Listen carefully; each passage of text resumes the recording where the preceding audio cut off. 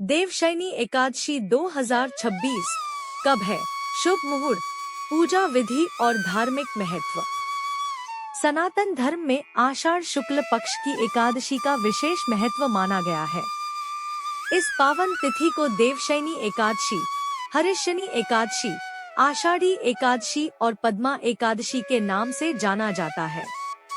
धार्मिक मान्यता के अनुसार इसी दिन भगवान श्रीहरि विष्णु क्षीरसागर में शेषनाग की शैया पर 4 महीनों के लिए योग निद्रा में प्रवेश करते हैं।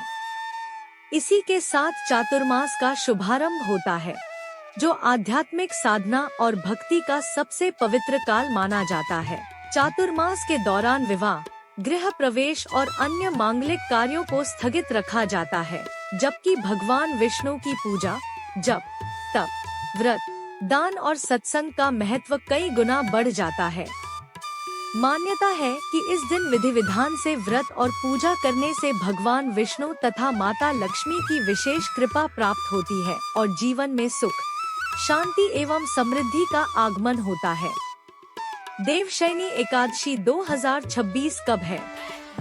पंचांग के अनुसार वर्ष 2026 में आषाढ़ शुक्ल पक्ष की एकादशी तिथि का आरंभ 24 जुलाई शुक्रवार को सुबह 9:13 बजे होगा और इसका समापन 25 जुलाई शनिवार को सुबह 11:35 बजे होगा।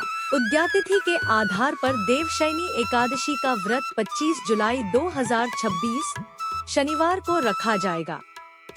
देवशयनी एकादशी 2026 के शुभ मुहूर्त ब्रह्मा मुहूर्त सुबह 04:16 बजे से 4:57 बजे तक। अभिजीत मुहूर्त दोपहर 12:00 बजे से 12:55 बजे तक। संध्या पूजन मुहूर्त शाम 07:17 बजे से रात 8:19 बजे तक।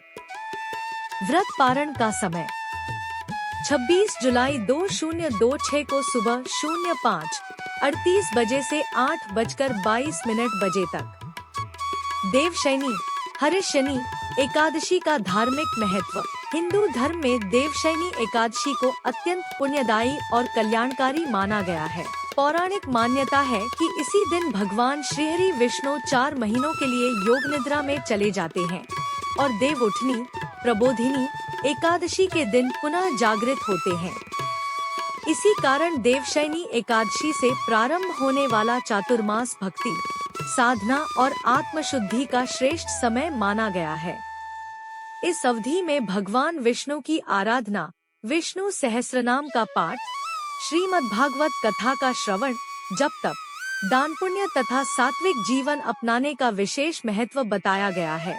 धार्मिक विश्वास है कि जो भक्त श्रद्धा और नियम पूर्वक देवशयनी एकादशी का व्रत रखते हैं, भगवान विष्णु की पूजा करते हैं तथा अपनी सामर्थ्य के अनुसार अन्न, वस्त्र और धन का दान करते हैं, उनके समस्त पापों का नाश होता है।